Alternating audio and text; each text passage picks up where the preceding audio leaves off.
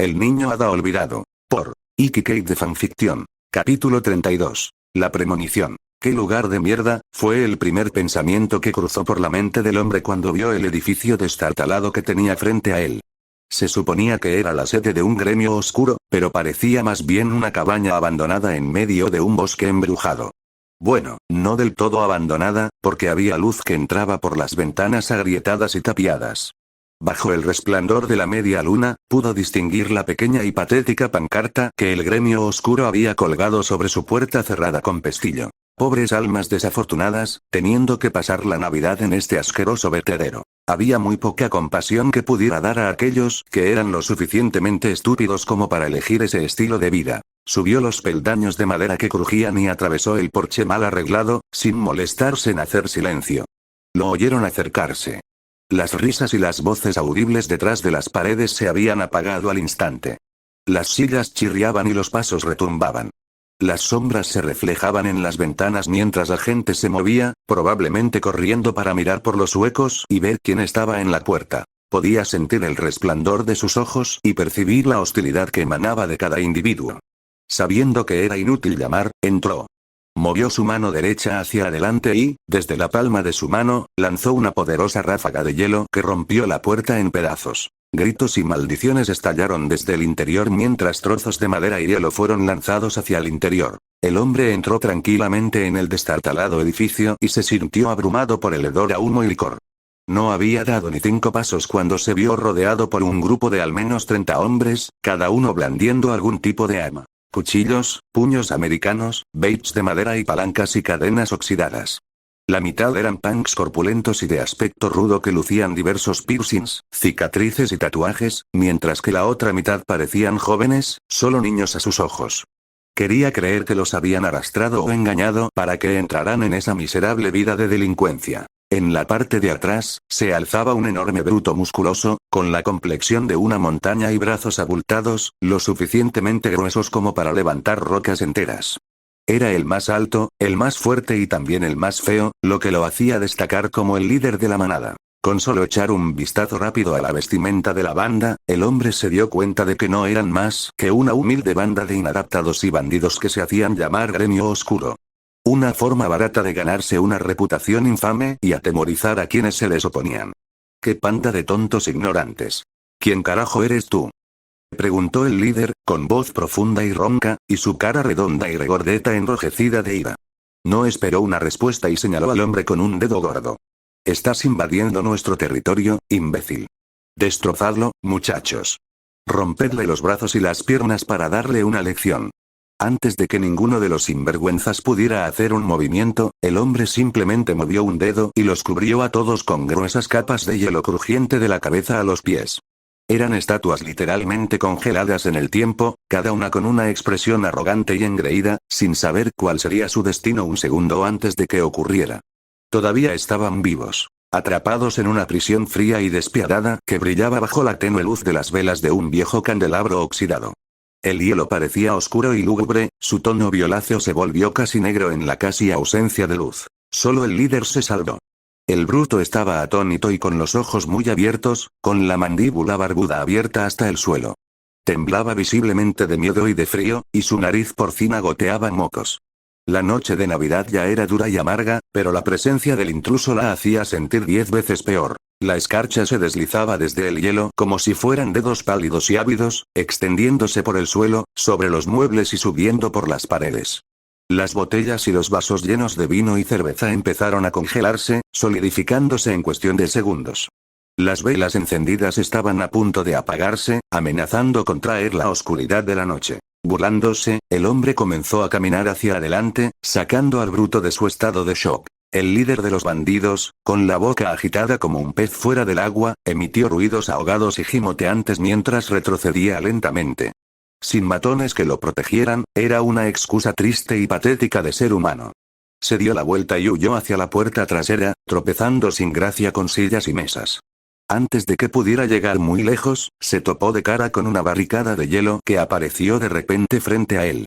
Cayó de espaldas, gimiendo y agarrándose la nariz rota y ensangrentada. El hombre rodeó las estatuas congeladas y se paró sobre la bestia, frunciendo el ceño y sacudiendo la cabeza ante la desgracia que yacía en el suelo. El bandido se encogió bajo la intensa mirada del otro hombre, su cuerpo temblaba terriblemente. ¿Qué diablos, hombre? ¿Qué quieres de nosotros? Tartamudeó, levantando una mano frente a su cara en defensa. El hombre se burló decepcionado. ¿Se llaman a sí mismos un gremio oscuro? Decepcionante, se burló, sonando bastante aburrido. Yo pensaba que habría alguien digno de unirse al ejército oscuro de Zeref. Era mentira, sinceramente.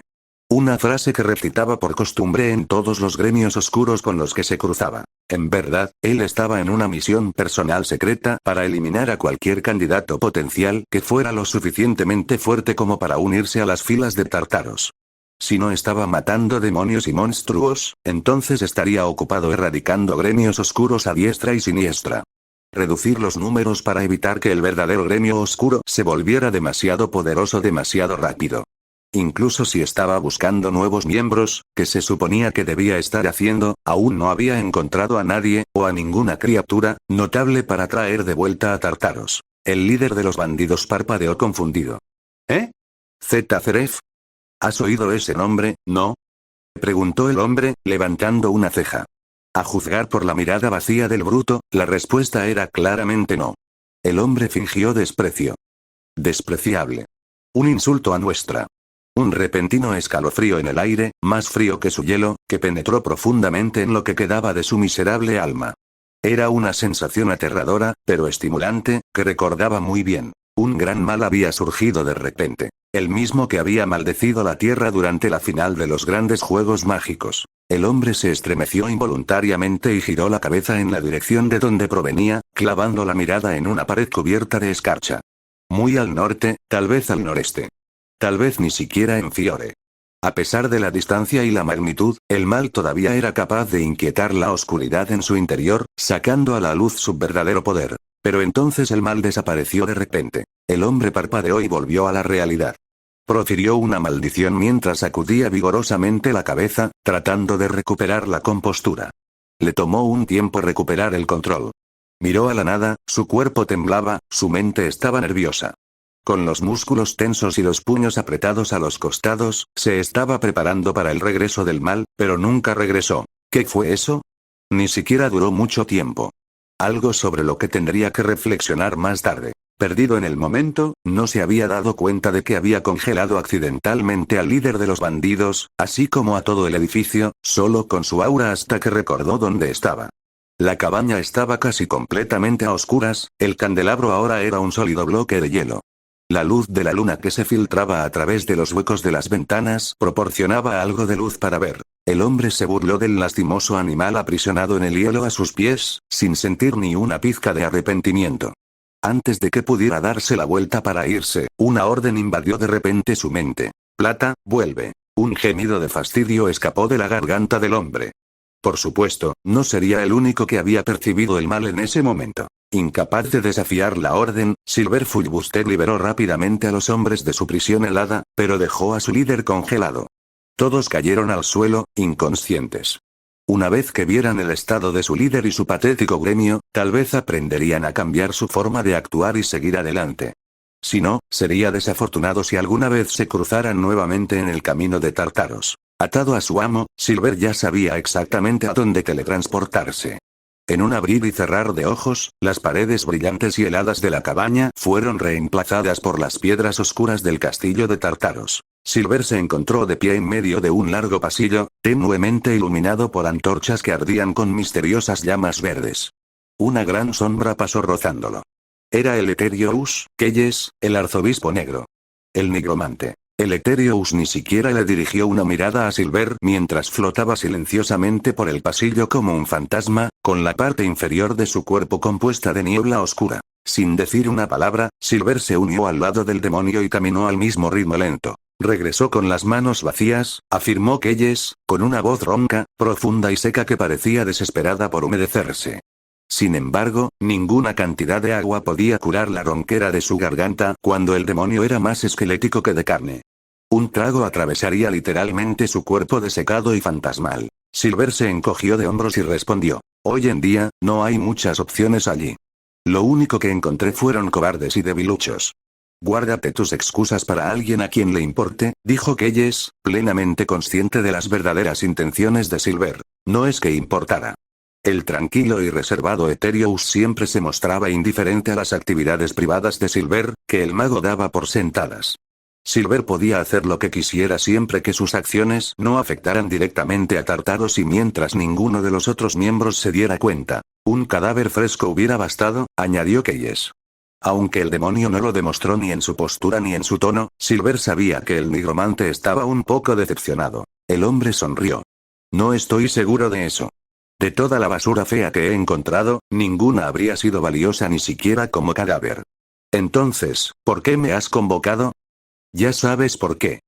Keyes giró la cabeza ligeramente y sus cuencas huecas en lugar de ojos parecieron mirar de reojo al mago. Hemos localizado su ubicación general durante ese breve instante en que reapareció. Cube nos está llevando allí ahora mismo, mientras hablamos. Silver levantó una ceja, ansioso pero también curioso. ¿Por dónde? Franmal nos contará más. Nos reuniremos ante su Alteza en la sala del trono. Oh, qué bonito, gruñó Silver, incapaz de ocultar su sarcasmo.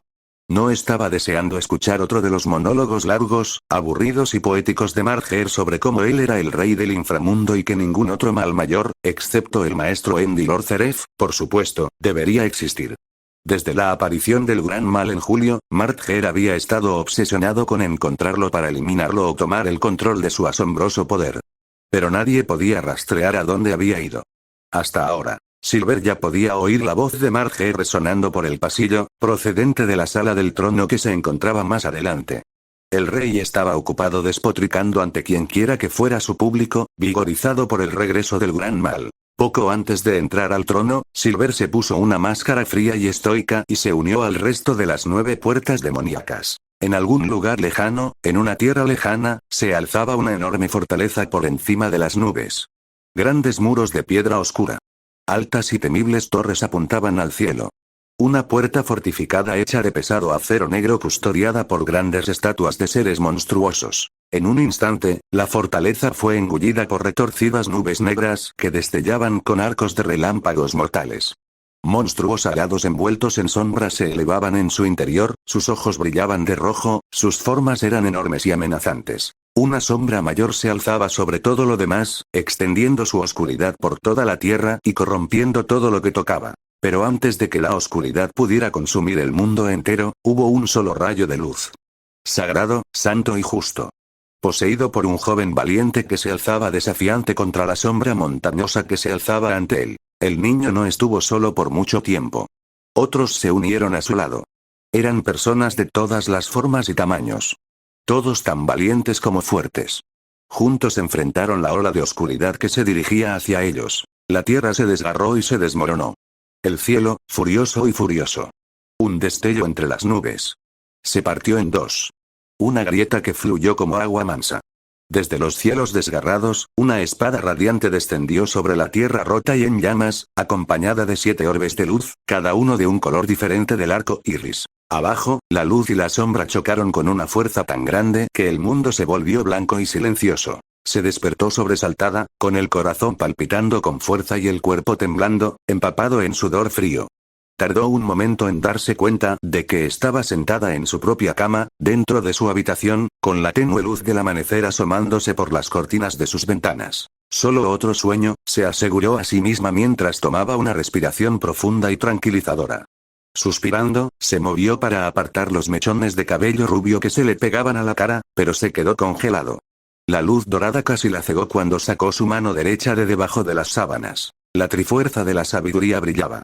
La marca se desvaneció antes de que pudiera parpadear, trayendo de vuelta las sombras. Zelda contuvo la respiración mientras se tocaba con cuidado el dorso de la mano derecha. Su piel desnuda todavía estaba caliente por el poder que había despertado solo por un breve momento.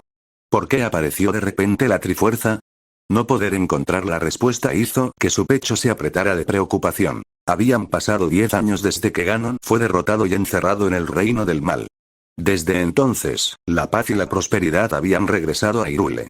Y la tierra continuó floreciendo y prosperando, sanando lentamente las propias cicatrices que había dejado el reinado de terror del rey malvado. No había decadencia. No había monstruos de los que hablar.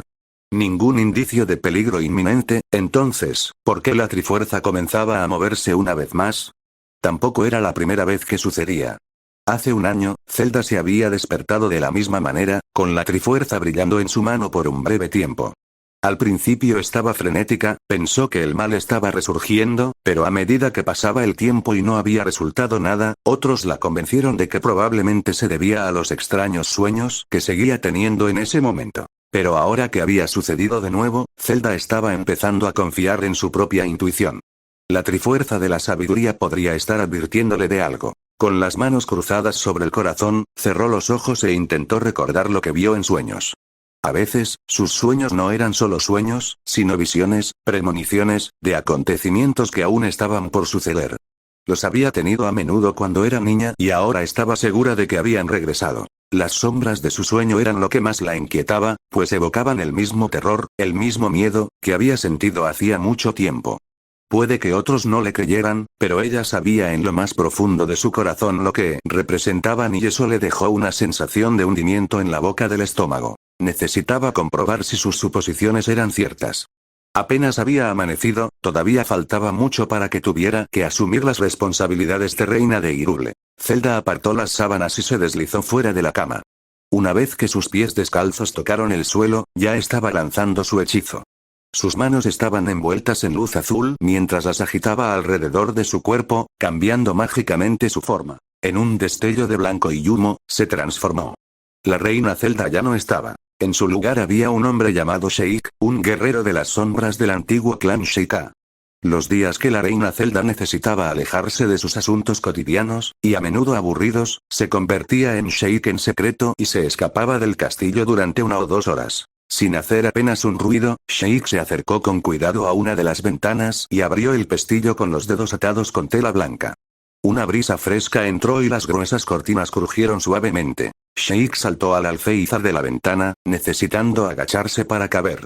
Miró hacia abajo y vio el patio del castillo muy abajo, con los guardias patrullando del tamaño de hormigas desde su posición. La cámara real estaba situada en la torre más alta del castillo, lo que le daba a la familia real la vista perfecta de la ciudad del castillo más allá de los muros exteriores del castillo. Caer desde tal altura significaría una muerte segura para la mayoría, pero Sheik estaba equipado con las herramientas adecuadas para descender de la torre con facilidad. Levantó la cabeza y localizó la viga de madera que sobresalía y que formaba la parte inferior del techo. De la pequeña bolsa que llevaba atada al muslo, sacó una cadena larga y fina con un gancho en un extremo. Golpeó la cadena contra la viga, haciéndola girar alrededor de la madera unas cuantas veces antes de que el gancho se enganchara en la cadena. Tiró de ella 2 veces y comprobó que estaba bien sujeta. Dejó caer el resto de la cadena, dejándola desenrollarse por completo, hasta que el extremo solo llegó a la mitad de la torre. Sujetando la cadena con fuerza, se dejó caer del alféizar de la ventana y comenzó a deslizarse con cuidado y rapidez hacia abajo. Las vendas que le rodeaban las manos lo protegían de las quemaduras y las ampollas causadas por la fricción. Una vez que estuvo cerca del final, se detuvo, apoyó los pies contra la pared y pateó con todas sus fuerzas. Se balanceó en diagonal hacia afuera para lanzarse sobre el techo inferior del ala este del castillo. Aterrizó a 4 patas con la gracia de un gato sobre las baldosas de piedra inclinadas. Habiendo realizado la maniobra cientos de veces, se había convertido en algo natural para él. Mantuvo un perfil bajo mientras se lanzaba por el tejado hacia la muralla exterior de piedra fortificada que protegía el castillo. Varios guardias patrullaban la pasarela de la parte superior, iluminada con antorchas. Sin embargo, Sheik había notado que algunos hombres dormían en sus puestos, lo que le hizo suspirar en silencio y sacudir la cabeza. El capitán iba a recibir una severa reprimenda de la reina por la mañana. Sin embargo, Sheik se aprovechó de los soldados dormidos. Saltó del techo, aterrizó suavemente en el borde de la pared cerca de un guardia que roncaba y rápidamente saltó al otro lado, sus movimientos tan rápidos y suaves como una sombra. Cuando comenzó a caer en picado hacia el foso, Sheik se dio cuenta rápidamente del árbol más cercano que crecía en el terraplén. Sacó otra cadena con gancho y la enroscó alrededor de la rama de un árbol para balancearse con seguridad sobre el agua. Rodó hasta el rellano y guardó la cadena en la bolsa. Desde allí, permaneció en las sombras mientras se escabullía entre los guardias restantes y abandonaba el recinto del castillo. La ciudad del castillo estaba tranquila, las calles estaban casi vacías con la excepción de unos pocos guardias y jaurías de perros callejeros husmeando en busca de sobras. Sheik se abrió paso por la ciudad sin ser visto, atravesando los tejados de los edificios, sin perder de vista el templo del tiempo. Con un último salto, se elevó sobre la línea de árboles y el canal para descender silenciosamente ante los escalones de piedra que conducían a las grandes y pesadas puertas del templo. Con el cuerpo pegado al suelo, el sheiká se mantuvo agachado mientras escuchaba cualquier actividad. Grillos, pájaros, perros que ladraban y un cuco que cantaba a lo lejos. No había pisadas, ni gente. Todo estaba claro. Sheik subió corriendo los escalones y abrió una de las puertas lo suficiente para poder pasar. De cara al interior del templo, cerró la puerta detrás de él y concentró sus sentidos en el amplio salón abierto. Con el sol comenzando a salir, los grandes ventanales de cristal dejaban pasar abundante luz para iluminar el pálido interior del templo. En el extremo opuesto de la sala había un altar que conducía a las puertas del tiempo, que permanecerían cerradas para siempre mientras hubiera paz en Hyrule. El salón sagrado parecía vacío, pero Sheik podía sentir una presencia familiar que vigilaba constantemente ese reino. Subió a la plataforma de luz en el centro del salón y se agachó sobre ella, tocando con su mano el emblema de la luz. Cerró los ojos como si estuviera rezando.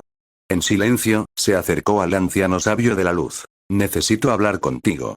Sheik sintió que el aire se movía a su alrededor y notó que la habitación se oscurecía.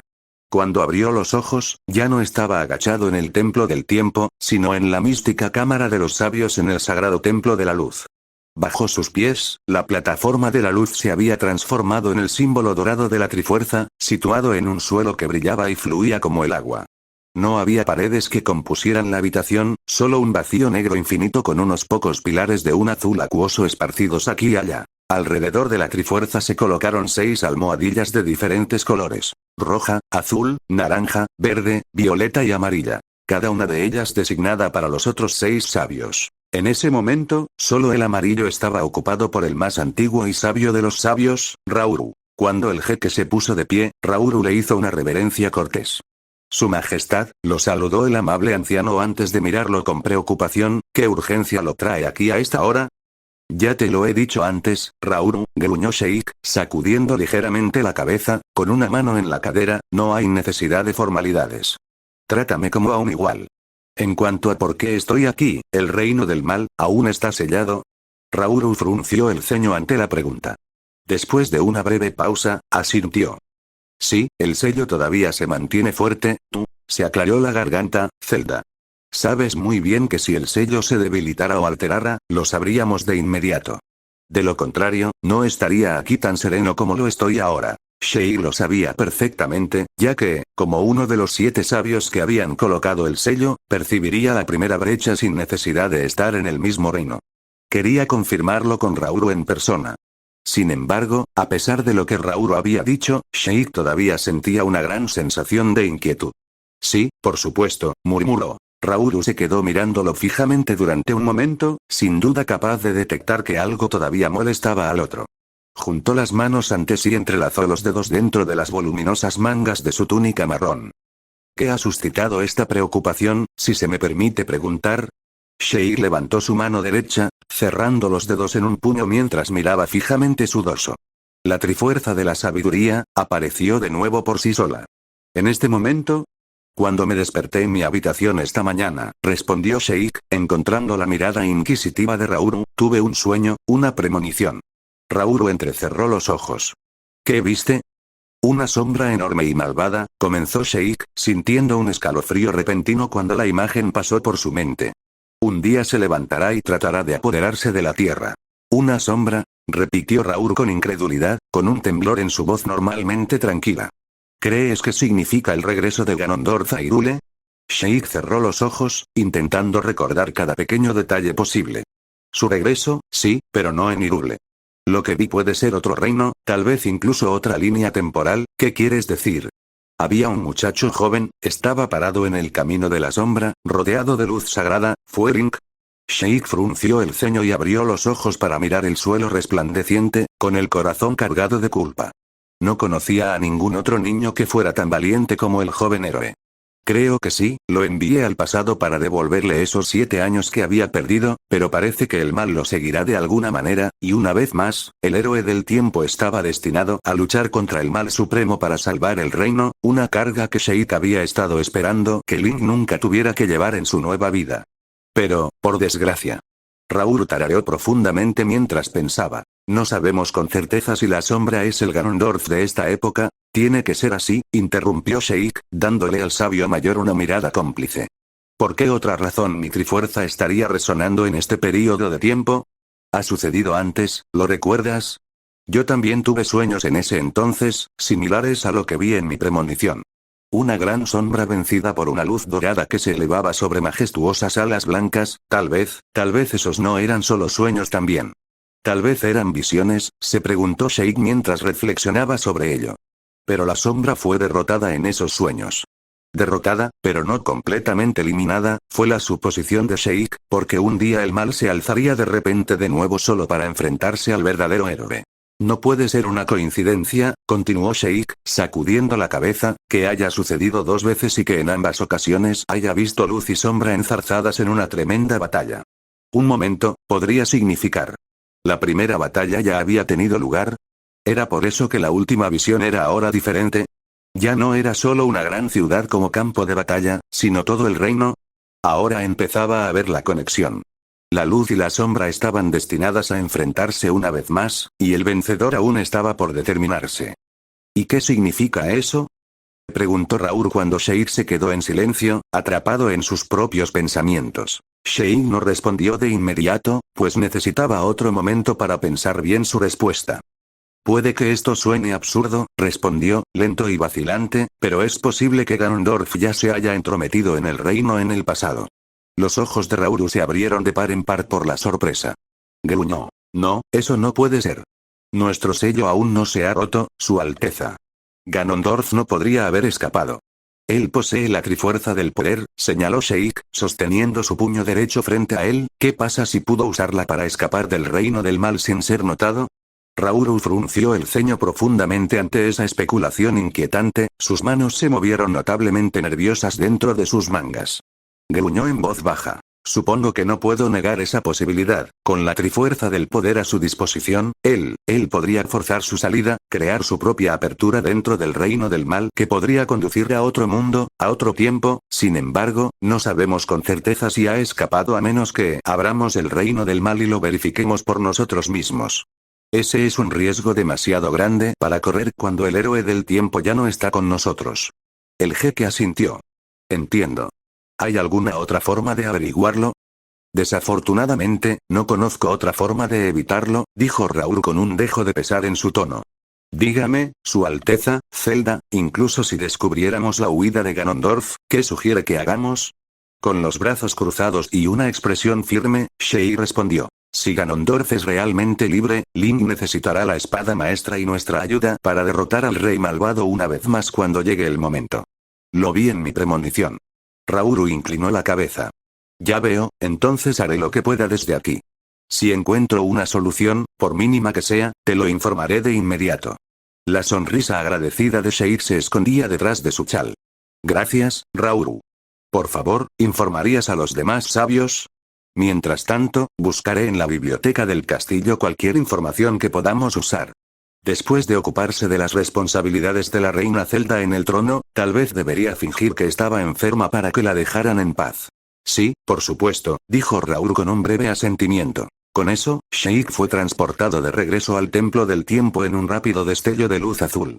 Comparado con la cámara de los sabios, el templo era cegador con el brillante sol de la mañana que brillaba a través de las ventanas. Se puso rígido cuando sintió otra presencia de pie junto a las puertas detrás de él. Mientras giraba sobre sus talones, se agachó para adoptar su postura de batalla y arrojó agujas que ya agarraba entre los dedos de su mano derecha. Dejó escapar un suspiro de alivio cuando reconoció el rostro severo de su maestra, Impa. No necesitaba preguntar cómo descubrió dónde había ido. Impa tenía la asombrosa habilidad de saber dónde estaba Sheik en todo momento. Impa levantó la cadena de plata que el jeque había dejado colgando fuera de la ventana de su cámara real. El día aún no ha comenzado y ya estás eludiendo tus obligaciones, dijo con una pequeña sonrisa. Mientras se acercaba, Sheik volvió a guardar las agujas en sus mangas y respondió. Ha surgido algo urgente. La expresión divertida de Impa fue rápidamente reemplazada por una expresión seria. Se enderezó. ¿Urgente, dices? Nos vemos allí y cuéntame más sobre eso, dijo, devolviéndole a Sheik su cadena. Sheik asintió, sabiendo que Impa se refería a la parte superior del tejado justo encima de la cámara real. Era el lugar más privado para hablar libremente sin miedo a que los espías estuvieran espiando en todo el castillo. Aunque no era el mejor lugar en los días en que llovía o soplaba fuerte el viento. Afortunadamente, el clima estaba a su favor en ese momento. Impa salió del templo sin hacer ruido. Sheik esperó unos momentos antes de seguir su ejemplo. Una regla importante de los Sheikah era no viajar nunca en grupo al mismo destino. Evitar ser detectado a toda costa era vital para ser parte del clan. Mientras Sheik atravesaba con cuidado la ciudad sin ser visto en dirección al castillo de Hyrule, de repente pensó en algo. Si Ganondorf, de hecho, había abierto de alguna manera un portal a otro mundo con la Trifuerza del Poder, ¿podría la Trifuerza de la Sabiduría hacer lo mismo? Era algo que Sheik estaba dispuesto a intentar si Rauru y los otros sabios no podían encontrar otra respuesta. Ansioso por compartir sus noticias, se apresuró a reunirse con Impa en la azotea. Sentado en el suelo, al pie de la cama, Link estaba ocupado guardando su ropa arrugada en la maleta cuando alguien llamó a la puerta de su dormitorio. Romeo entró y se quedó boquiabierto ante el desastre que había provocado Link. Ropa, armas y varios objetos estaban esparcidos al azar por el suelo o alfombrado y la cama deshecha, como si Link hubiera vaciado su armario y vaciado todos sus cajones. Link saludó a su hermano con una sonrisa tímida. Desde que se mudaron a su casa más grande en septiembre, los chicos tenían sus propias habitaciones separadas, por lo que Link no se vio obligado a mantener su habitación ordenada. Aunque su padre a veces le hacía limpiarla de vez en cuando el desorden se salía de control. Su habitación generalmente estaba un poco más organizada que en su estado actual. Simplemente no podía decidir qué llevar para su primera misión del gremio. ¿Aún estás empacando?, preguntó Romeo. Wendy llegará pronto. ¿Necesitas ayuda? Plue está ayudando, dijo Link, mirando hacia su cama, donde el espíritu esperaba pacientemente la siguiente orden del chico. Plue, pásame mi ocarina. Pum. Chilló alegremente el can. Corrió hasta el borde de la cama y se zambulló de cabeza en una montaña de ropa apilada en el suelo. Después de medio minuto de hurgar, Plue salió de la pila con la ocarina de Link agarrada entre sus patas. Link le sonrió al espíritu en señal de agradecimiento mientras Plue le entregaba su instrumento musical. Lo guardó en la bolsa que llevaba atada a la cintura. Oye, no olvides llevar contigo tu diario de sueños, le recordó Romeo mientras caminaba de puntillas con cuidado sobre todos los obstáculos hacia el escritorio de Link. Tomó el libro encuadernado en cuero y se lo entregó a Link. En caso de que vuelvas a tener sueños premonitorios extraños. Link frunció el ceño ligeramente mientras recibía el diario de manos de su hermano. Pasó las páginas hasta la última entrada, fechada la madrugada del 26 de diciembre, es decir, hacía 2 días. La noche en que la Trifuerza había brillado en su mano, había tenido un sueño extraño y vívido. Y no era el único que lo había tenido. De alguna manera, Carla vio las mismas cosas que él había visto en sueños. Una enorme fortaleza de color negro. Monstruosas sombras con malvados ojos rojos. Luz y oscuridad desgarrando la tierra en una batalla épica. Orbes de luz coloridos descendiendo de una grieta acuosa en los cielos. Carla lo había llamado una premonición, un atisbo de un posible futuro. Puede hacerse realidad o puede que no. No es algo absoluto, había dicho Carla. No estaba muy segura de por qué compartían exactamente el mismo sueño. Era un misterio que nadie podía responder. Link cerró el libro y lo guardó en su maleta. Gracias. Ojalá pudieras venir también, dijo haciendo un pequeño puchero. Yo también, suspiró Romeo, sentándose en la cama de Link, pero no queremos que el Consejo Mágico sospeche nada. Tiene que ser solo el equipo Natsu para que parezca que van a una misión normal juntos. Nadie más que nosotros sabe que tú y Mistogan nos acompañarán en secreto. Sonrió ante la última parte. Link asintió con la cabeza en señal de comprensión. Justo ayer, el maestro Makarov había advertido al gremio que el Consejo Mágico estaba en camino a hacer una visita sorpresa a Magnolia por razones desconocidas. Link había oído el nombre Consejo Mágico mencionado varias veces antes, pero no estaba seguro de quiénes eran en realidad.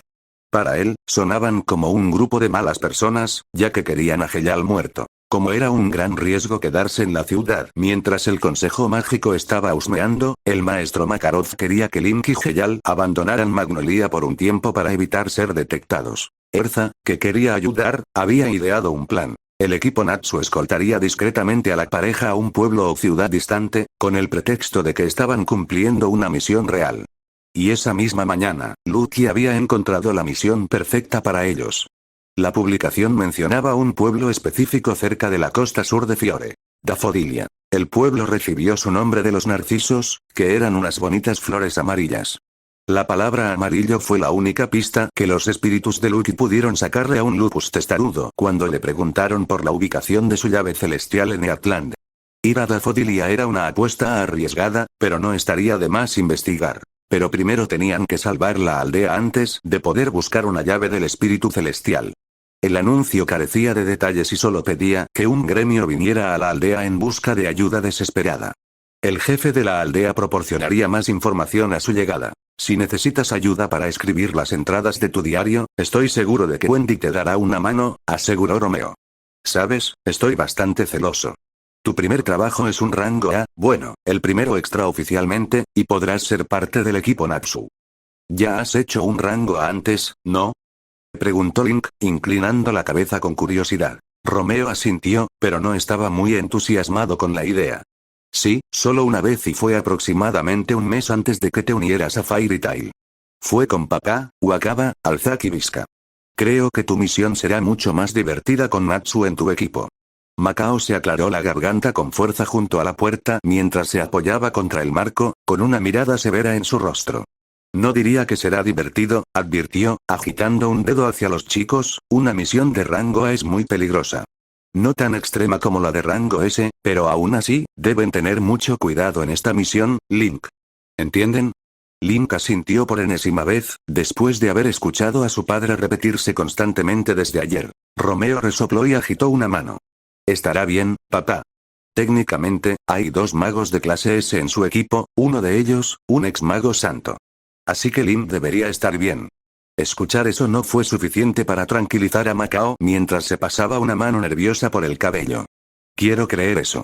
Pero conociendo al equipo de Natsu y su suerte, siempre terminan en todo tipo de problemas sin importar el rango de su trabajo.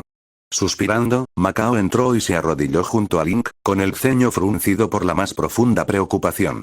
Agarró suavemente al chico por el hombro izquierdo, teniendo cuidado de no tocar la marca del dragón negro que todavía estaba bastante sensible. Ahora que el brazalete mágico era un trozo inservible de oro fundido, se le recomendó a Link que mantuviera al dragón cubierto con vendas o que usara mangas largas para ocultarlo de la vista. Era una solución temporal hasta que el maestro Makarov pudiera encontrar un material adecuado que pudiera soportar temperaturas extremadamente altas para un nuevo brazalete. Solo, estate alerta en todo momento, ¿de acuerdo? Suplicó Macao. No sabrás con qué te vas a encontrar hasta que llegues a la aldea, pero si algo sucede, por favor deja que los demás se ocupen primero. Sé que eres fuerte, Link, pero lucha solo si no tienes otra opción. Sé discreto, como siempre dice el maestro. Y por favor, intenta no quemar nada, ¿de acuerdo? Link asintió riendo tímidamente. Lo intentaré. Lo prometo. Macao sonrió y le acarició el pelo al chico. Eso es lo que quiero oír. Plue, asegúrate de vigilarlo, ¿de acuerdo? El pequeño espíritu levantó una pata en el aire y gritó. ¡Pum! Buen chico, dijo Macao, acariciando la cabeza del feliz canino. Link, ¿ya casi has terminado de empacar tus cosas? Has hecho un desastre aquí, oh. Lo interrumpieron unos fuertes golpes en la puerta principal. Esa debe ser Wendy. Link jadeó. Ya está aquí. La dejaré entrar. Date prisa y prepárate o llegarás tarde. Dijo Macao antes de salir de la habitación. El chico miró frenéticamente a su alrededor y empezó a amontonar todo lo que pudo en su maleta. Más ropa, artículos de tocador, el paquete de porliúsica que contenía elixires adicionales y rollos de vendas, algunos objetos al azar que recogió sin pensar. Terminó estando tan lleno que Romeo tuvo que ayudarlo a sujetarlo cerca para que pudiera cerrarlo correctamente. Plue. ¿Me estoy perdiendo algo? Preguntó Link, echando un vistazo rápido a la desordenada habitación. ¡Pum! Gritó el espíritu, corriendo ruidosamente con un anillo de llaves tintineantes. Las llaves del espíritu celestial de Link. Por supuesto, el niño definitivamente no podía olvidarse de traer a sus amigos. Link agarró las llaves y se detuvo para mirar el brillante amuleto localizador adherido al anillo. Sonrió al ver la flecha azul dentro de la estrella de cristal que apuntaba hacia el vestíbulo donde Wendy lo estaba esperando. Se colocó el anillo en el cinturón y se puso el abrigo de invierno. A continuación, se ató el arco de madera y el pequeño carcaj lleno de flechas normales a la espalda. Justo cuando estaba a punto de recuperar libertad apoyada contra la pared, Romeo se puso frente a él, sosteniendo una espada grande y familiar. «Trae a Dragon Slayer contigo en su lugar», susurró Romeo, con una sonrisa maliciosa en su rostro. Link dudó. «Pero se supone que no debo». Romeo se quedó callado y sacudió la cabeza. «Lo sé, pero no tienes que dejar que papá lo vea. Simplemente sal corriendo antes de que se dé cuenta. Además, creo que es una buena idea llevártelo contigo, en caso de que encuentres a Lupus. Ver esto podría convencerlo de ayudarnos». Link se animó con la idea y no podía esperar para compartirla con Lucky. Asintió y rápidamente se equipó con el cazador de dragones antes de ponerse su capa forrada de piel. Se puso la capucha para ocultar por completo el arma que llevaba debajo. Con su pequeña y abultada maleta en la mano, se apresuró a llegar a la puerta principal con Romeo y Blue trotando detrás. De pie en la entrada con Macao estaban Wendy y Carla, ambas llevando mochilas sobre sus hombros. «¿Finalmente terminaste de empacar?», comentó Wendy, riendo. «¿Lista? Erza probablemente nos esté esperando en la puerta sur. No le gusta que lleguemos tarde, así que será mejor que nos apresuremos». Link sintió que se le encogía el estómago de miedo. «¿De verdad? ¿Nos va a castigar?», preguntó ansioso mientras se ponía a toda prisa las botas de invierno y los guantes de lana. Wendy lo miró con aprensión. Bueno, una vez Natsu y Gray llegaron solo 5 minutos tarde y ella los hizo turnarse para llevar su enorme carrito de equipaje hasta otro pueblo. Carla suspiró y sacudió la cabeza al recordarlo. El día anterior también había llovido, así que el camino estaba embarrado y resbaladizo. Nos llevó 4 agotadoras horas llegar al pueblo. «Será mejor que os vayáis ya», dijo Macao, temiendo por su bienestar. «Tenéis 10 minutos antes de que el reloj marque las 7. No queriendo soportar el castigo de Erza, Wendy, Carla, Link y Blue corrieron hacia la puerta principal. «Tengan cuidado y buena suerte», les gritó Macao. «Adiós. Nos vemos cuando regresen», agregó Romeo. Sonriendo, Link miró por encima del hombro y les hizo un último gesto con la mano antes de tener que doblar una esquina. La mañana temprana del invierno era muy oscura y fría, lo que hacía que sus respiraciones jadeantes fueran visibles en el aire fresco. Link corrió detrás de Wendy mientras ella los guiaba fuera de la zona residencial. Después de girar hacia la calle principal que los llevaría directamente a la puerta sur, Wendy lanzó Ile Vernier, la versión avanzada de Vernier. El nuevo encantamiento era 2 veces más efectivo, otorgándoles un impulso aparentemente ilimitado en energía y cuadriplicando su velocidad al correr. Con la calle vacía sin carruajes ni personas a la vista, no tuvieron que preocuparse por chocar contra nada mientras corrían por el medio que estaba mayormente libre de hielo. Los edificios pasaban como una cegadora mancha de colores mientras todas las decoraciones navideñas que aún estaban puestas se mezclaban. Cruzar 20 bloques enteros tomó menos de 1 minuto. Todo terminó antes de que Link se diera cuenta. Casi tropezó con sus propios pies cuando Wendy de repente disipó su encantamiento momentos antes de que llegaran a la puerta sur. El grupo se detuvo tambaleándose justo frente a Erza, Heyal y Lucky, quienes esperaban al costado del camino. «Buenos días». Lucky fue la primera en saludarlos. Estaba sorprendentemente alegre a pesar de lo temprano que era. Blue trotó hasta ella y recibió una suave palmadita en la cabeza. «Guau», corrieron por la calle súper rápido. «No queríamos llegar tarde», dijo Wendy. Miró a Erza nerviosa. «No llegamos tarde, ¿verdad?». Erza sonrió y sacudió la cabeza mientras miraba su reloj de bolsillo. «No, justo a tiempo, con 30 segundos de sobra». «Excelente». Wendy, Carla y Link dieron un pequeño suspiro de alivio. Se unieron a los demás en la espera y recibieron un silencioso asentimiento de Heyal. Detrás de los 3 adultos estaba el mágico vehículo de 4 ruedas de Erza del que Link había oído historias. Emocionado, corrió para verlo más de cerca, ya que nunca lo había visto en persona. Era verde y se parecía a un carruaje, pero no necesitaba caballos para tirar de él.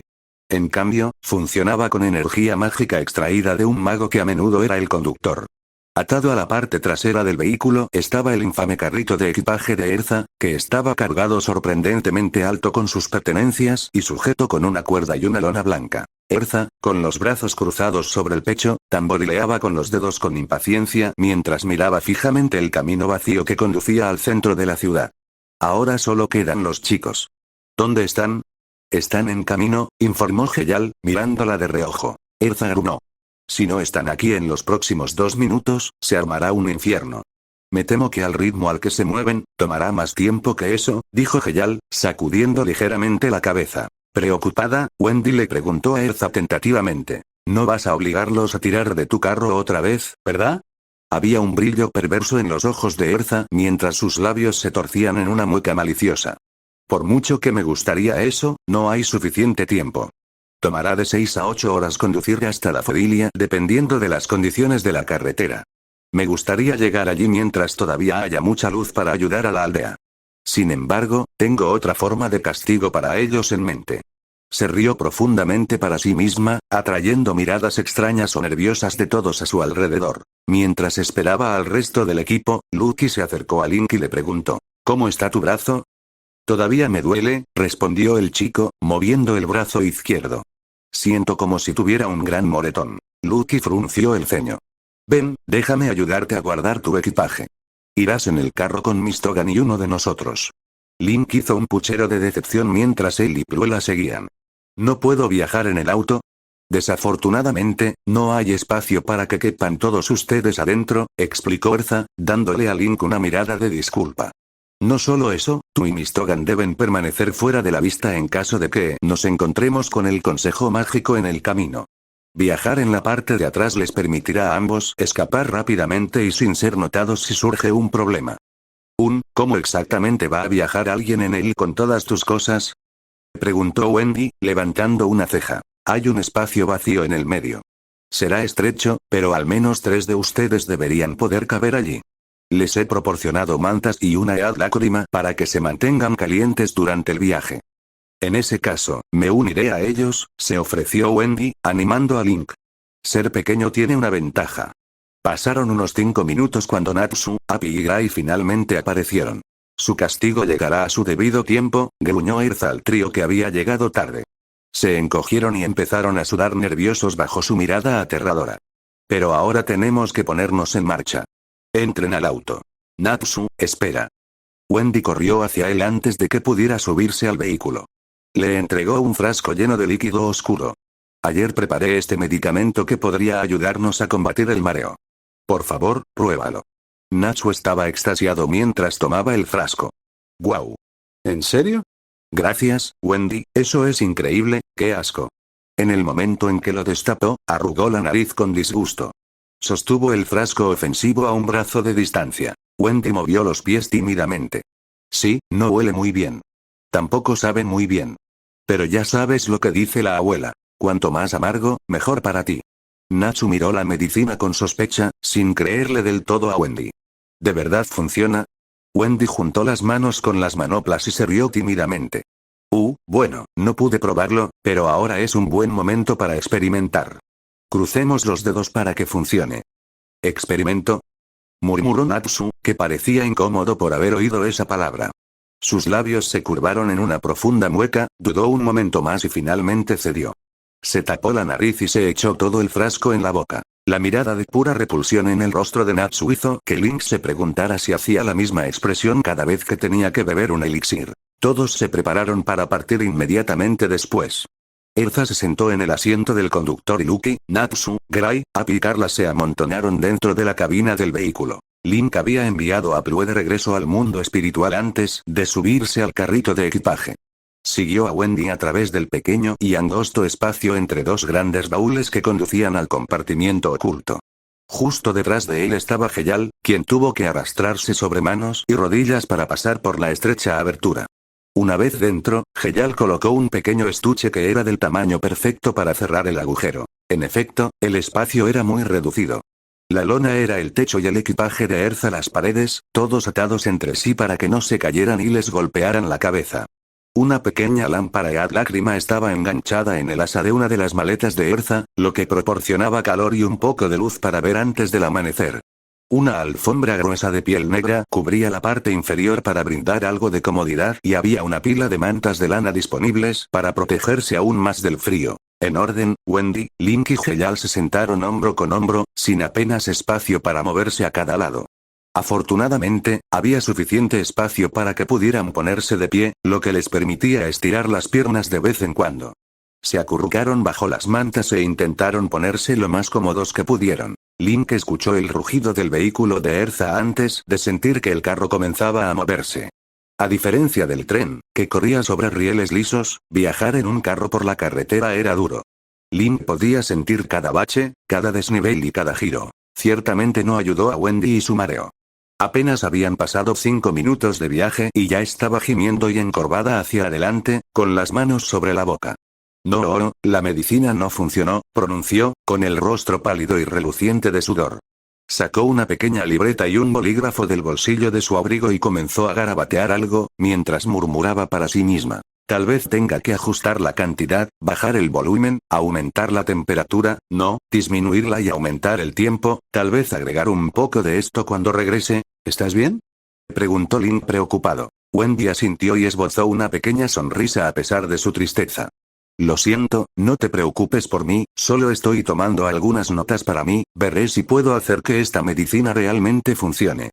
Realmente nos ayudaría mucho a los cazadores de dragones, en estos viajes terriblemente largos. Lo único que Link pudo hacer por ella fue prestarle su hombro para que pudiera descansar la cabeza hasta que se detuvieran para su primer descanso. Como no quería perder el tiempo en el camino, Heyal hizo que Link practicara su magia sensorial.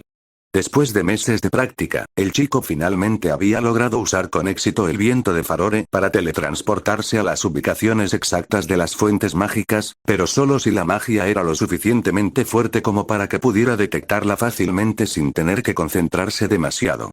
A partir de ahí, había aprendido a usar fuentes mágicas como puntos de referencia para teletransportarse a las áreas a su alrededor.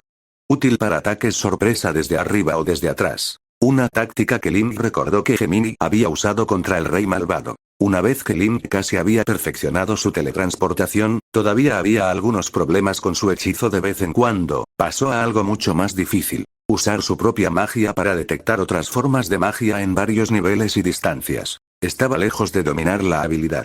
Necesitaba concentrarse profundamente para lograrlo y el esfuerzo a menudo lo dejaba exhausto al final.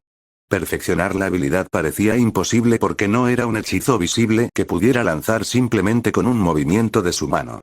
Requería una mente tranquila y concentrada para captarlo y comprenderlo hasta que se volviera tan natural como respirar. El ejercicio que Heyal quería que hiciera era discernir las auras de sus compañeros de equipo sentados en el coche. De forma similar a cómo los cazadores de dragones podían distinguir a los demás solo por el olor, un mago sensorial podía hacer lo mismo sintiendo las auras individuales. Sin embargo, era algo subjetivo entre magos sensoriales, había dicho Heyal. La forma en que Link describía el aura de Wendy no era exactamente la misma que la que percibía su maestro. Memorizar las auras le llevó mucho tiempo y paciencia a Link porque la magia de todos se había sentido igual desde el principio. Heyal le había ordenado que se quedara atrás y observara cada vez que se desatara una pelea en el gremio, lo que afortunadamente sucedía casi todos los días y todas las noches.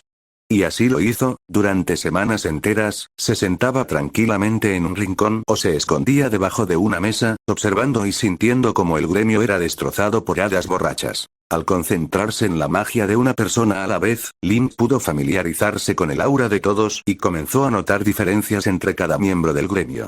Cuanto más tiempo estaba expuesto a su magia o presencia, más notorias se volvían las diferencias. Había llegado al punto en que podía identificar el aura única de cada hada con los ojos cerrados. Link respiró profundamente y cerró los ojos para concentrarse, intentando ignorar todas las distracciones y los sonidos que lo rodeaban. El rugido y el movimiento del vehículo, el chirrido de las ruedas en una carretera helada, el traqueteo de las maletas, los gemidos de Wendy y su cuerpo en movimiento. Ignorar todo aquello requería toda su concentración. En su mente, imaginó que sus manos se extendían, mucho más allá de sus límites, tanteando a ciegas a su alrededor. Manos invisibles hechas de magia. Inmediatamente se aferró a dos energías mágicas más cercanas a él. Una era etérea, tranquila y reconfortante como un abrazo. Wendy. La otra era muy poderosa, pero reservada, y cálida como una noche de pleno verano. Maestro Heyal. Link extendió la mano aún más, sus manos imaginarias se extendieron a través del carro y entraron en la cabina del vehículo de Erza. Allí, detectó 5 firmas mágicas. Sentado en el medio había alguien cuyo aura se sentía similar a la de un espíritu celestial, pero no exactamente igual, ligera y alegre y llena de calidez soleada. La maestra Lucky. Y en su regazo estaba uno de los Exteed. Fresco y tranquilo como una suave brisa, no era otro que Carla. A la izquierda de Lucky estaba Gray, frío y rígido, como su hielo más fuerte. A su derecha estaba Natsu, caliente y errático para combinar con su elemento y personalidad. Encaramado sobre su cabeza estaba Api, la magia del felino se sentía tan cálida y alegre como su nombre. Más allá de la cabaña y al frente estaba Erza, su aura fuerte, robusta y fría como el acero de su armadura. Sonriendo, Link respondió con confianza a la pregunta de Heyal. Natsu está a la derecha con Api en su cabeza. En el medio están Lucky y Carla y Gray está a la izquierda. Correcto, dijo Heyal, haciendo que Link se sintiera orgulloso. Se oyó un crujido de ropa. Toma esto. Tu tía Mira se ha vuelto a caer por la borda. Link abrió los ojos y vio una pequeña caja de papel frente a su cara. Delicias de Mirahane. El niño le agradeció a Heyal mientras aceptaba el regalo. Dentro de la caja había mini tartas de natillas y frutas, el postre favorito de Heyal. Desde que Heyal felicitó a Mirahane por sus pasteles, ella los preparaba al menos una vez a la semana solo para que él los comiera mientras estaba en el gremio o en misiones. De hecho, eran demasiados, por lo que Heyal les daba algunos extras a Link, Erza y Jubia para que se los llevaran a casa y los compartieran con Meredi. Como no quería ser codicioso, Link le ofreció uno a Heyal y juntos comieron en silencio. Cuando terminó, Link volvió a practicar su magia sensorial siguiendo las instrucciones de Heyal. Mantuvo su sentido mágico con firmeza, sintiendo los alrededores mientras conducían por la carretera. Brevemente, captó a algunos magos viajeros cuando Erza pasó junto a ellos. Después de 3 horas, Erza se detuvo para descansar un rato. Todos se habían reunido afuera bajo el brillante sol de la mañana que brillaba cegadoramente sobre los vastos campos nevados. Natsu y Wendy estaban encorvados sobre sus rodillas, sus rostros pálidos y cubiertos de sudor, lo que provocó miradas de lástima de sus compañeros de equipo. Wendy, tu medicina no funcionó, gimió Natsu, con una mano sobre su estómago que se agitaba ruidosamente. Lo sé, lo siento, respondió Wendy con docilidad, sacudiendo la cabeza. Levantó un puño tembloroso con determinación. Tengo que seguir ajustando la receta hasta que me salga bien. ¿Cuánto falta para que lleguemos? Le preguntó Heyal a Erza mientras apoyaba su espalda contra el vehículo. Estamos haciendo un progreso decente, respondió, con la voz amortiguada por la bufanda que llevaba. Estaba cubierta de pies a cabeza con un grueso pelaje blanco convertido en un sombrero, un abrigo y una capa larga, que la mantenía abrigada contra las gélidas temperaturas y el viento. Miró hacia el camino a través de sus gafas de protección negras que protegían sus ojos del intenso resplandor del sol. No me he encontrado con muchos viajeros. Sin embargo, hace bastante frío, así que no he ido a toda velocidad. Probablemente lleguemos allí en otras 4 o 5 horas. Natsu y Wendy gimieron en voz alta ante eso. ¿A alguno de ustedes le gustaría que los saque de su miseria por el resto del viaje? Ofreció Erza, haciendo crujir los nudillos con fuerza. Aunque su rostro estaba oculto, todos podían percibir su cruel sonrisa. Los cazadores de dragones gimieron y sacudieron vigorosamente la cabeza. Erza resopló. Muy bien, ya pasaron 5 minutos. Todos regresen. Haremos otro descanso en 2 horas para almorzar. Después de esas 2 horas, se detuvieron para almorzar juntos al aire libre sobre una gran manta de picnic sobre la nieve. Gray levantó paredes de hielo para protegerlos del viento gélido y Natsu hizo una pequeña fogata para mantenerlos calientes. Charlaron alegremente y comieron sus loncheras individuales que Mirahane había preparado con cariño para que el equipo las disfrutara. También hubo un delicioso chocolate caliente y té, hecho sirviendo agua en una tetera sobre el fuego. Una vez que estuvieron listos, continuaron. Pasaron 3 horas más hasta que finalmente llegaron a su destino. Erza había disminuido notablemente la velocidad en el momento en que entraron en el pueblo de Dafodilia. En varias ocasiones, hizo algunas paradas bruscas antes de reanudar la marcha, sacudiendo a sus pasajeros. Esto hizo que el mareo de Wendy fuera peor, mientras se acurrucaba y gemía en sus manos. ¿Qué está haciendo Erza? Voy a perder mi almuerzo si sigue así. Justo afuera, Link podía escuchar muchas voces jóvenes riéndose y parloteando, sonando como si un grupo de niños los hubiera rodeado de repente. Heyal se movió incómodo, con el cuerpo tenso. Frunció el ceño y entrecerró los ojos mirando la lona que había encima. Se conectó telepáticamente con todos. Algo no está bien por aquí, observó. Curioso, Link intentó sentir por sí mismo, pero su concentración fue interrumpida por las voces en su cabeza. Eso tampoco se ve bien, gruñó Erza, hay tantos niños en la calle. ¿Quieren que los atropellen? Ella les gritó que se hicieran a un lado, solo para provocar en cambio risas vertiginosas. Simplemente sienten curiosidad por tu auto mágico, dijo Gray. Probablemente nunca hayan visto uno antes. Aunque es un poco extraño que no vea a ningún adulto cerca. Oye, es un bebé lo que gatea en el suelo. ¿Qué pasó aquí? Preguntó Lucky preocupada. Es como si los niños tuvieran libertad para hacer lo que quisieran. Este pueblo es un desastre. ¿Dónde están sus padres? Quizás les pasó algo y ahora tenemos que salvarlos, sugirió Aki. Después de otra parada brusca, la voz furiosa de Erza resonó fuerte por encima del sonido de los niños. Salgan del maldito camino o aplastaré todos los huesos de sus pequeños cuerpos. Link y Wendy se estremecieron ante los terribles y aterrorizados chillidos y los lamentos llorosos que surgieron aparentemente de todas las direcciones. Monstruo. Ella es el monstruo de la montaña. Corran por sus vidas. Cientos de pisadas fuertes resonaron por las calles mientras los niños huían del terror que era Erza. Muchas puertas se cerraron de golpe. Luego se hizo el silencio. Heyal suspiró y se frotó el rostro cansado. Esa es una manera de impresionar al cliente, se quejó en voz alta. Eso fue un poco duro, dijo Lucky. Pero es efectivo, respondió Erza, con un dejo de sonrisa burlona en su tono. El auto comenzó a moverse nuevamente sin problemas. Ahora tengo el camino despejado. Parece que el jefe puede estar en el edificio que está más adelante. Erza detuvo el coche poco después y todos subieron o, en el caso de un cazador de dragones, se tambalearon hacia una calle vacía y desordenada llena de juguetes, adornos navideños caídos, basura y muchos objetos domésticos al azar. Estaban en la plaza del pueblo, donde un enorme, pero triste y caído árbol de Navidad se alzaba en el centro, la mayoría de sus adornos habían sido derribados por bolas de nieve arrojadas. Link no necesitaba indagar a su alrededor para saber que algo no estaba bien en el pueblo. Erza se cruzó de brazos y sacudió la cabeza ante el caos. Malditos niños. Casi parece como si hubiera pasado un tornado por aquí, comentó. Exploraré los alrededores, dijo Heyal mientras caminaba rápidamente por el camino, los encontraré aquí cuando hayan terminado. Heyal le añadió a Link. Mantén tus sentidos alerta allí dentro. Sí, maestro, respondió el niño, viendo cómo la capa de Heyal desaparecía por la esquina. El grupo esperó un momento a que los cazadores de dragones se recuperaran antes de seguir adelante. Link siguió a todos los demás mientras Erza los guiaba a través de la valla metálica abierta hacia lo que parecía ser el edificio más alto, más luminoso y más importante del pueblo. Tenía 3 pisos y estaba pintado de amarillo, un color vibrante bajo el sol de media tarde. Ondeando sobre el techo abovedado cubierto de nieve estaba la bandera del pueblo que tenía un gran narciso amarillo en un campo de verde primavera. Había un cartel de madera colgado en la puerta roja de entrada que decía jefe de la aldea en grandes letras negras. Erza tocó la puerta y dio un paso atrás para pararse frente a su equipo que esperaba en un semicírculo detrás de ella. Después de un momento, oyeron una voz joven y asustada que gritaba desde el otro lado. ¿Quién está ahí? ¿Eres tú el monstruo? Todos, excepto Link, le lanzaron a Erza una mirada de desaprobación. Un poco molesta, Erza se aclaró la garganta y respondió. No, somos Fairy Tail. Estamos aquí para ayudar. Por favor, ¿podemos hablar con el jefe de la aldea? Fairy Tail. Exclamó la misma voz joven. Abuelo. ¡No! Protestó otro niño, que parecía más una niña.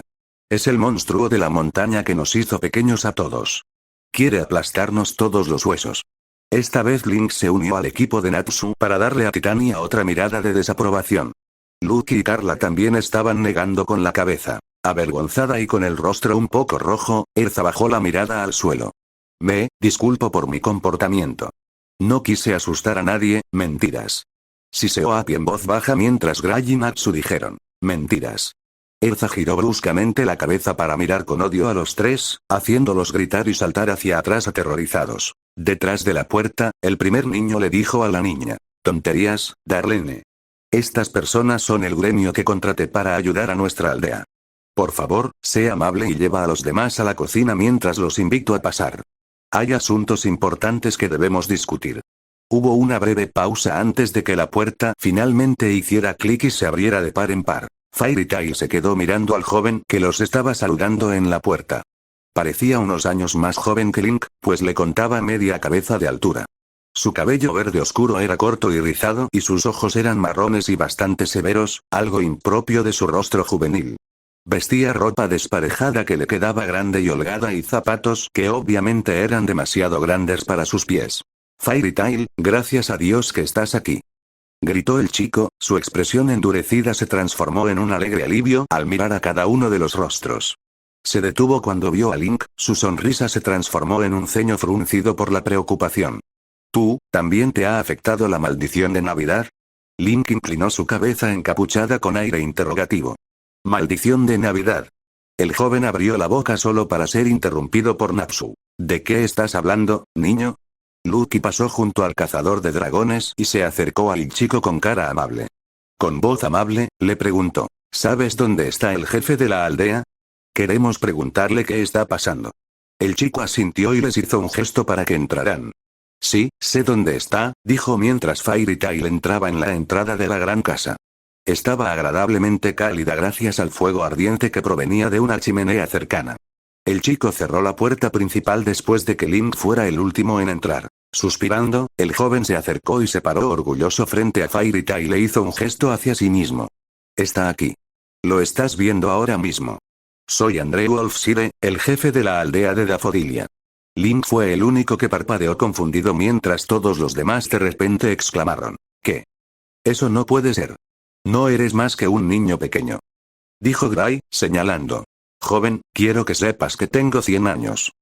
Replicó André, dándose golpecitos con el pulgar en el pecho y recuperando su expresión severa. Fairy Tail se quedó boquiabierto con incredulidad. André hizo un puchero infantil y puso las manos en las caderas. Debiste haber notado que no había ni un solo adulto cuando entraste por primera vez en nuestro pueblo, ¿no? Al ver algunos asentimientos, continuó. Eso es porque estamos malditos por un horrible monstruo que vive en una montaña cercana. ¿Una maldición, dices? Murmuró Erza, cruzándose de brazos y frunciendo el ceño, pensativa. Ya no dudaba de su palabra. ¿Cómo y cuándo sucedió esto? La noche de Navidad fue muy tarde, comenzó André, de ahí que lo llamemos la maldición de Navidad. Yo ya estaba dormido, pero los testigos han informado de que han oído un rugido aterrador de un monstruo acompañado de un destello brillante de luz violeta. Provenía de una montaña al oeste de aquí, el Monte Narciso, y duró solo unos segundos como máximo. Cuando terminó, esos mismos testigos descubrieron que sus cuerpos habían regresado a la forma de niños de distintas edades. Puedes imaginarte mi absoluto horror cuando me desperté a la mañana siguiente luciendo así. En verdad, al principio fue maravilloso volver a ser tan joven y estar lleno de energía, libre de todos los dolores y molestias de la vejez. Ha pasado demasiado tiempo desde que pude retozar al aire libre como mis nietos, su sonrisa melancólica fue breve. Sin embargo, no podemos quedarnos así por mucho tiempo. Como niños, no podemos defender ni proveer para nuestra aldea durante estos duros meses de invierno. Especialmente si ese monstruo decide bajar y atacarnos. Natsu golpeó con el puño la palma de su mano, con una sonrisa arrogante en su rostro. ¿Un monstruo, eh? ¿Qué aspecto tiene? Lo cazaré por ti. André se encogió de hombros. No lo sabemos. Tenemos demasiado miedo de aventurarnos a subir a la montaña. No te apresures, Natsu, le advirtió Lucky, agarrándolo por el hombro. Nosotros también podríamos ser maldecidos y entramos sin estar preparados. Espera, miró a Wendy y Link antes de volverse hacia André. ¿Los niños también se vieron afectados? ¿Se volvieron más pequeños también? Sí, pero no todos, dijo el jefe de la aldea, mientras se acariciaba la barbilla como si tuviera barba. Parece que los niños que tienen alrededor de 10 años o menos, afortunadamente, no han cambiado. Lo extraño es que algunos adultos ahora son físicamente más jóvenes que algunos de los niños mayores que también se vieron afectados. No hay coherencia en cómo funciona la maldición. Y tampoco se limita solo a los humanos, añadió, mirando a Abby y a Carla.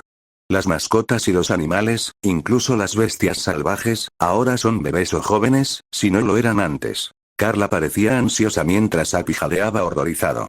Podemos volver a convertirnos en bebés. Erza miró a Abby con ojos brillantes y llenos de adoración.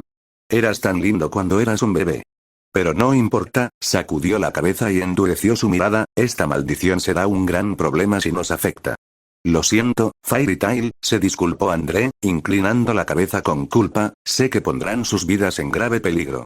Pero les ruego que salven nuestra aldea. Lo haremos, con una condición, dijo Erza, su expresión severa superando por lejos la de André en intensidad. El joven jefe se movió nervioso bajo su mirada. ¿Condición C? ¿Qué es? ¿Entiendes que este tipo de situación no es una categoría de rango A sino de rango S? Por favor, ajusta nuestra recompensa en consecuencia. Rango S. ¿En serio? Gritó Natsu emocionado. Él era el único que estaba ansioso por el cambio, mientras que los demás estaban aprensivos o nerviosos. ¿Oh, es así? André tartamudeó, avergonzado. No lo sabía, lo siento por eso, sí, por supuesto. Aumentaré la cantidad hasta lo que nuestra aldea pueda permitirse en este momento y agregaré lo que desees de nuestro tesoro. ¿Qué te parece? ¿Es razonable?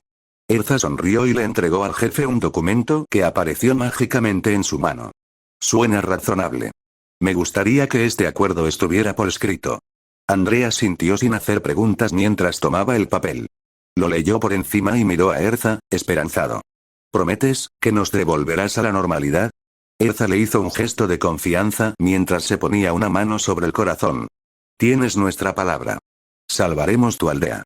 Por suerte para nosotros, tal vez estemos preparados para algo así. Mientras decía la última parte, miró por encima del hombro con una sonrisa confiada en los labios. Todas las miradas siguieron su mirada para mirar directamente a Link. El chico se quedó atónito ante la repentina atención. Al encontrarse con cada una de las miradas, al ver la amplia gama de emociones que mostraban, empezó a darse cuenta de que si algo le sucedía a sus amigos, él tendría que ser el que los protegiera. N/A. ¿Alguien más es un gran fan de Silver? Ojalá hiciera más en la serie porque es un personaje genial. Sin juego de palabras. Espero que hayas disfrutado el capítulo. Reseña por favor. A continuación se muestra el primero de 4 cortos muy lindos. Gracias a todos los que votaron por sus personajes favoritos. Primero está Wendy. Espero que todos lo disfruten. La esperanza en forma de sonrisa. Wendy estaba teniendo otro mal día. Ella hizo todo lo posible para ocultarlo, pero de alguna manera Link pudo ver a través de su sonrisa falsa cuando ingresó al gremio. Sin decir nada, le entregó un pequeño jarrón de cristal transparente con una única y bonita flor azul dentro.